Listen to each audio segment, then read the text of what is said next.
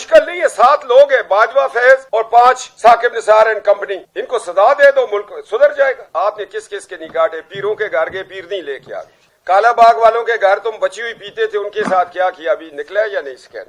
اگر عمران کو سیاست سے نکالیں گے تو پاکستان آگے بڑھے گا۔ مریم نواز شریف جو آ رہی ہیں وہ نظریہ نواز شریف کو آگے چلانے کے لیے آ رہی ہیں۔ پاشا آئے، انہوں نے مینار پاکستان کے نیچے ایک سازش، جس مینار پاکستان کے نیچے نواز شریف دشمن ملک بھارت کے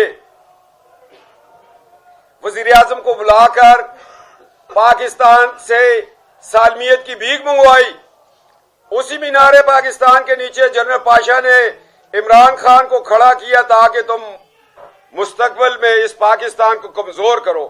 آج مریم نواز شریف پاکستان آ رہی ہیں، ان کو نہیں پتا کہ ہم ان کو کیا سرپرائز دے رہے۔